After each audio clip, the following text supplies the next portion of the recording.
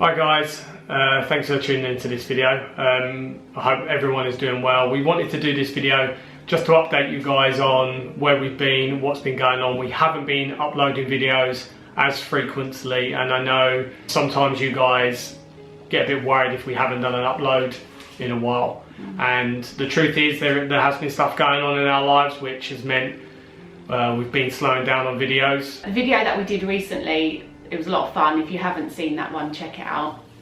We actually filmed weeks before it went out because we were working with a brand. But in our life, January's been quite a difficult month for us, starting with your granddad at the beginning of January, wasn't it? Yeah, so at the beginning of January I got a very sad phone call that my granddad had passed away. So I was dealing with all the emotions and processing the emotions of that. Yeah, funnily enough, on the same day as my grandfather passed away, my sister had a baby as well. Yeah, so my mum was dealing with a crazy mixture of emotions on that day. Obviously she has a new grandchild, but she's just lost her dad as well. And he lived a long life, didn't he? He lived until, was it 91, I think it was? 91, and he was such a remarkable man. He was like the perfect granddad that you can imagine. He had a doll's house that he built, he had a train track that he built with all the models and everything. Yeah. It's such a nice place to go around, even for adults. Yeah, it was lovely. Really nice guy. Yeah, I've got so many fond memories.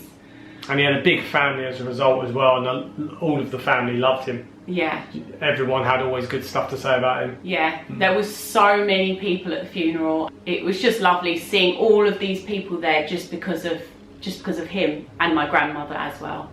So that was at the beginning of January. Yeah, and then in between finding out that my grandfather had passed away and his funeral, we had some very, very sad news as well, that Bob's dad passed away, which I think has been really hard for you, hasn't it? Yeah. We got a phone call from your sister saying that your dad had gone into hospital. And yeah, just to kind of, for like context, he's been in and out of hospital for different things over the last 2 or 3 years. Some mostly around breathing problems, but he's had problems with his eyes and different things. Yeah. His health wasn't the greatest, but they felt something different about this time, didn't they? Yeah, well, because you were sort of used to him going in that hospital, you said, oh, we'll go and see, that was on the Friday, and you said, we'll go and see him on the Sunday with your sister. My sister was going, because you were both available on the Sunday, but you said, I'm going to go and see you, I want to see him sooner, I want to see him on the Saturday.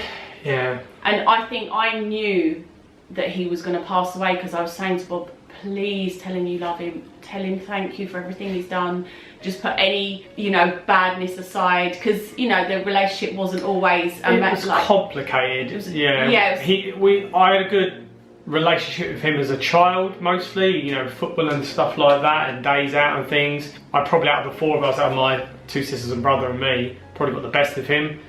But then I think it was more when I left home, had my own family, our relationship was not the same, a bit fractured. And so our relationship the last 10 years was a bit different. It wasn't the same as before. But obviously, 3/4 of my life, he's been a huge part. I think I knew that he was going to pass away, so I said to Bob, go now, go on the Saturday, be with him, tell him you love him, tell him thank you, tell him lots of nice things, keep him calm. It's weird because I didn't go within my mind this could be the last time or he could be dying. I didn't think that. I guess you never do, despite how he looked. Yeah, but I'm glad you went because you had a really lovely interaction with him. He was very erratic and anxious when I got there. Because he wanted to go home. He wanted to get out, and he was very, he was kind of delusional a bit and a bit out of sorts, and it was like horrible to see, but I tried to put aside my feelings of how that made me feel and just kind of went there with love and calmness and just reassured him and constantly, told him it's okay, he's in the right place, people are caring for him, and that mostly I just didn't want I didn't want any more suffering for him because he had suffered a lot. You know, he'd smoked so much of all of his life pretty much since he was 16, and he was for like 60 years. And drunk as well. And alcohol as well, nearly every day for all of those years. And so it just caught up with him, and it resulted in loads of health issues and not a nice quality of life, and I just didn't want that suffering for him anymore. Gotta admit, it just makes it so much more real now talking about it on camera and everything, and harder. But yeah, so I kind of put that all to the side, and I just try to say I don't want any more suffering for you, I love you. And I try to talk about things which weren't about the situation, like talk about football and other things, and we got into a bit of conversation which was really nice. And by the time I left him there on that afternoon, he was calm. You know, from the man who was anxious and wanted to get out and wanted me to stay there with him all night and day, he was calm and happy for me to go. And then later that evening, my sister called me and said we had to get up there, and that, you know, this is only about 3 hours after I'd left him, that he had died. And deep down in my heart, like, I just feel being with him, I'd almost given him, I feel, permission to let go and not struggle and try and continue suffering like there's any purpose to it, because there wasn't any purpose. And it's like he let go finally and just gave in, which was nice, because I genuinely didn't want him to suffer. It wasn't a good quality of life. But having said that and all that relief, it's been really hard. Not just because he's my dad, because I lost my mum when we were young. Me, my sisters, my brother, we're all without parents now. And so there's that closure, but also the house we all grew up in is going to go now. And so we've been dealing with clearing that out and resolving things there. I don't think you realise how much you have to do when someone passes away and you're the person that's got to deal with everything. Yeah, and the funeral and arranging things, because I've never had to deal with anything like that. But it's kind of been like a ritual of all four of us coming together to deal with this. And the four of us, I haven't seen my brother spoke to him in about 10 years, but the four of us haven't been together in I don't know how long.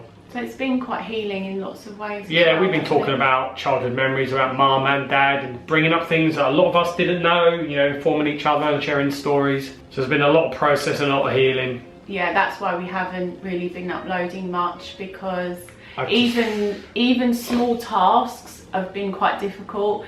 Like, we had a day when we said, right, that's it, we're just going to get back into our routines, because Bob and I, we have a lot of like really amazing routines. We both have a diary every day that we write in, and we have a list of things that we need to do. Even yesterday, Bob was helping me renew my passport, and it was just hard, wasn't it, even doing something like that? So. Yeah, just trying to get yourself into the headspace to do your general constructive things. Like, I finally went out for a run yesterday, and I haven't been out in ages. It's been really hard. It's like my body, this has drained me hugely. I've been exhausted every day, no matter how much sleep I've had and how much good quality sleep. It's just, I've just been exhausted from the whole process. And not just that, there's been so much that's taken me away from the house, isn't it? To go back to my dad's house and sort things out. We were with a lady yesterday who's going to be doing the service for his funeral, and that was really hard. I felt like I'd got into a good routine yesterday, and then that just pulled me back down to earth again. Also, my granddad's funeral, I said to Bob, I said, are you going to be okay at my granddad's funeral? And he's just said, I'm just going to put all of my own emotions to the side for the day. And you did. You just... Because it wasn't about me, and that was, you know, that was a really special service. It was really, and it was really special seeing all your family come together. And he was such a remarkable guy, and it was nice to be engaged with giving tribute to his life and remembering him. But I think the next day it sort of caught up with you a bit, because you were having to, like, you were just putting all your own emotions aside, but it caught up with you the next day, didn't it? I think it's important with loss to process your feelings and not hold them back. And I've pretty much been doing that. If I felt sad and felt like crying, I have. He cried with his dinner in his mouth. She keeps making fun of me every time. I'm not making fun of you. She goes, if you cry, make sure you've got food in your mouth. But I know you're just trying to cheer me up. I'm just trying, because we always like make each other laugh all the time. That's how we deal with things sometimes. Sometimes all you can do is laugh. But it feels like, despite whatever my relationship towards the end of my dad's life was like, it's like my brain has been turning pages on our life together and reflecting on a lot. So yeah, it's been an interesting 2 or 3 weeks, month or so, isn't it? Yeah, we're just trying to both process our emotions for these losses properly and not bury them, and that's why the videos have slowed down at present. And we think it was only fair. You guys are a big part of our lives, and we wanted to keep you updated and share with you where we're at and what's going on with our lives. Yeah, but I don't think we could honestly come on and go, let's do a challenge video and pretend that everything's all right when it truly isn't. Yeah, pretty much. But you know what, guys, we will be back very, very soon, and we're really excited to you know, do more videos in the future and have lots of fun, because you know that we're all about having fun normally, but there's sometimes in life that you just have to give yourself time. Yeah. But you guys know, you know, I know a few of you have lost people that you love recently as well, and you shared that with us, and that's why we feel, you know, it's nice that we can share this stuff with you guys as well. So yeah, my heart really goes out to anybody that's gone through a loss, and you never know how you're gonna act, you never know how it's gonna be when you lose someone. So my advice is always just like, tell people you love them. Always make sure, don't ever leave anything on a bad note with anyone. Yeah, despite where you're at. Over the last 5 to 10 years with my dad, I think it did make a difference just going and giving him love and peace and calmness in that last moment. Because if I hadn't done that, I don't know how I'd be feeling. I might have been feeling a lot worse. Yeah. And I think if anything, that helped him be at peace before he passed on. Yeah. So yeah, like whatever reservations you might have or relationship you might have about family, I think just putting love on the whole thing makes a huge difference. Yeah, it's almost feels like closing a chapter on childhood as well when your parents go. Yeah. And like we've been clearing out his house, and there was still some of my stuff there left in my old bedroom. You can probably see in the corner of the screen here, loads of trophies. Can I show them? Can I show you guys all of Bob's trophies? So what Kate decided to do, I brought them back. She says it would be nice just for a few days to display them. Yeah, because I think you want to pass some of them on, and yeah, see if I can donate them back to a shop or something. Yeah, because they would serve some other football team or something. You just need to take the plaque off the front. But yeah, let's show you guys. So yeah, this is, as you can probably tell if you can make out some of them, it's mostly from football. Maybe from the ages about 10, I think maybe until my late 20s. Yeah, and what a lot of people don't know is that Bob actually played semi-professional football. Which basically means you do it as a part-time job. You have some trophies for that, but like these trophies, I'm so proud of you. I think I want to keep one if that's okay. This has always been my favourite one, because basically Bob's bedroom at your house basically hadn't been touched in years, but this is my favourite when you worked at MTV and you were part of their football team, because you were part of lots of different football teams. Yeah, the Saturday team, the Sunday team, work team, five-a-side team. You played in the FA Cup as well. See, I know a bit about football. But this is always my favourite. It's like these shirts in the changing room, and they have your name on it and it has MTV, and that was your kit. Yeah, so I think I just wanted to display them for a few days just to show appreciation for, you know, how far you've come with football and everything. Yeah. I'm very, very proud of you. Thank you. I'm proud of myself as well.